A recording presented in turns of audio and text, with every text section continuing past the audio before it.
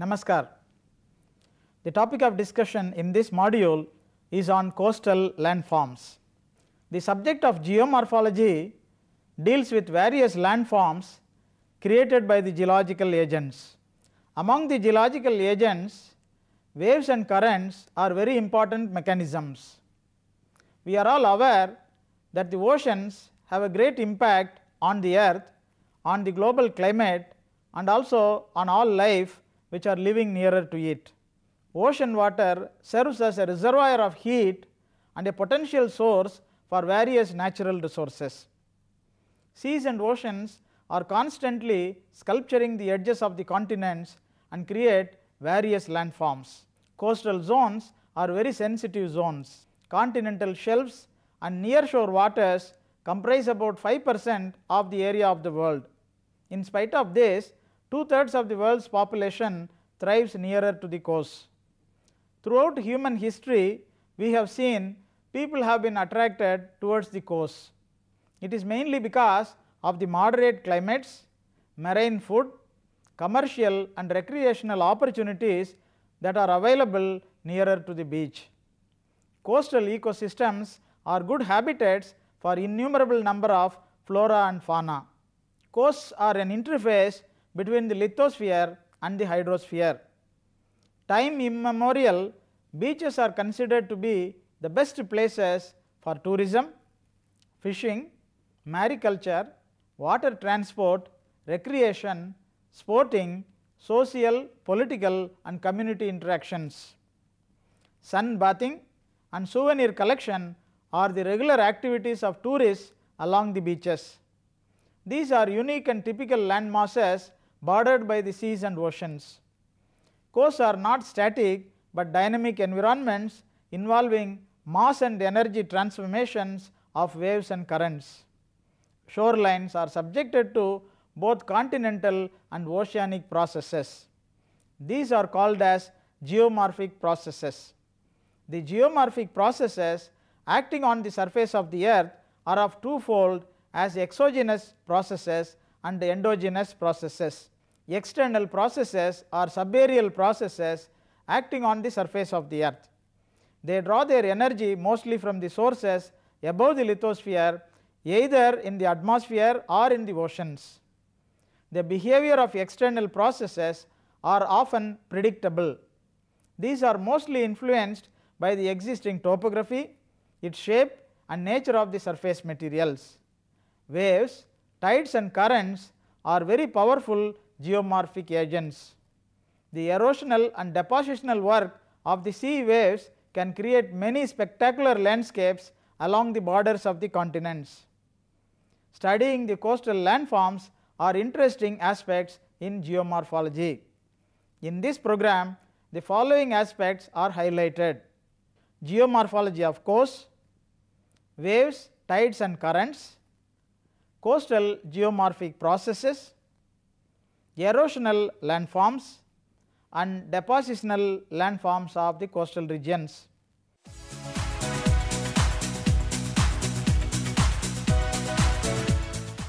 Let us see the first one, geomorphology of the coast. Every continent or island is bordered by a long or short coastline. Coastline is the line separating the land from the sea. Coastal zones are the transition zones between terrestrial and marine habitat. They form an interface between land and oceanic natural processes also. Coastal areas are varied in their topography, climate and vegetation. Some are sandy beaches, some are rocky shores with or without tidal inlets. The climate of a coast are controlled by the land and sea breezes and the humidity controlled by the marine waters. Waves are powerful tools for constructive and destructive activities. Hence, the geomorphology of a beach, the materials and the processes are always not constant due to the impact of everlasting action of the tides, waves and currents.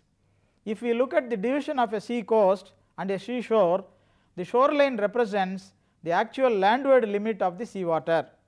Shoreline is the boundary between land and water. This limit varies with reference to location and time. Along the coast, we could notice a high tide zone and a low tide zone. These two are observable water lines up to which the tides normally swash the coast. It happens every day. The average water level between the high tide and low tide is considered as the mean sea level. Coastal belts are divided into three major divisions as backshore, foreshore and offshore. Backshore represents the beach zone starting from the limit of frequent storm wave above the high tide shoreline. Foreshore extends from high tide water to low tide water. It is the sloping beach face in the zone of swash and backwash. Offshore represents the zone of oceanic shallow water inside the continental shelf. The greatest amount of sediment transport as beach deposit occurs within the shore and near shore zones. Beyond the near shore lies the offshore region.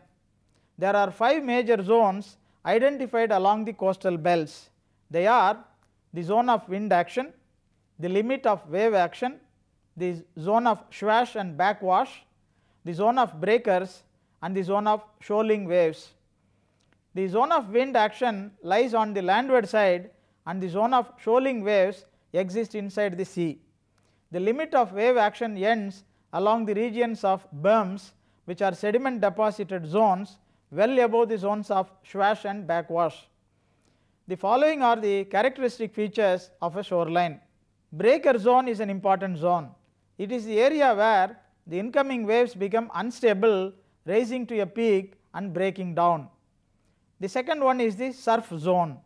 In the surf zone, the waves of translation occur after the waves break.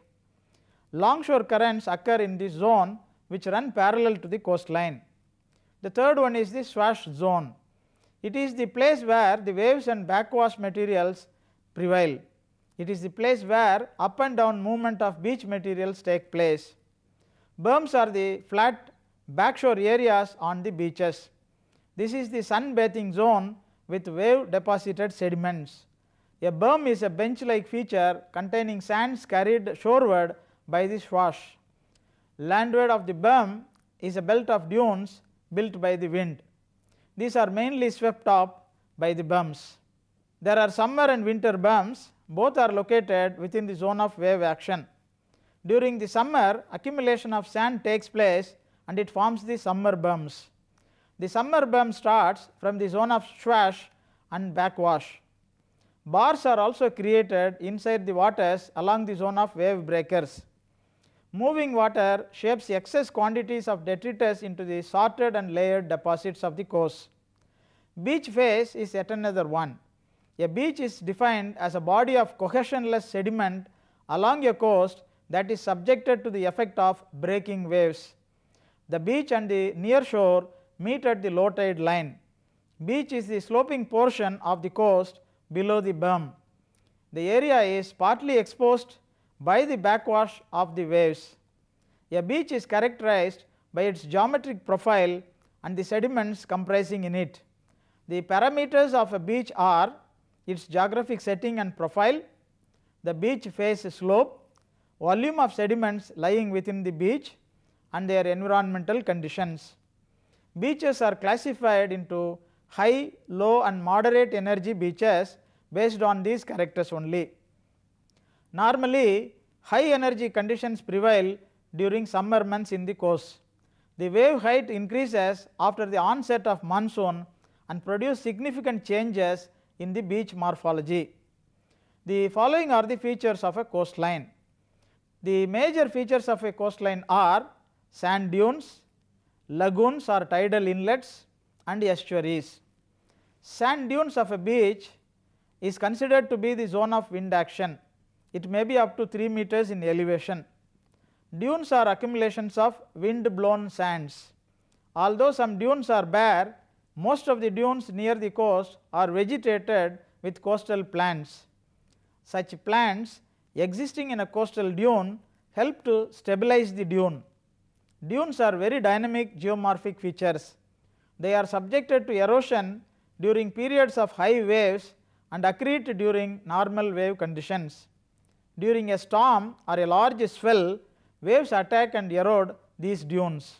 This process is known as scarping process, which releases sand that was stored in the dune into the active beach. The inflow of sand is often carried offshore to build sandbars, which help to attenuate the incoming wave energy also. Lagoons are shallow water bodies of brackish or salt water partially separated from the neighboring sea by barriers of sand or shingle. The sea water can flow only through narrow openings left by the barriers.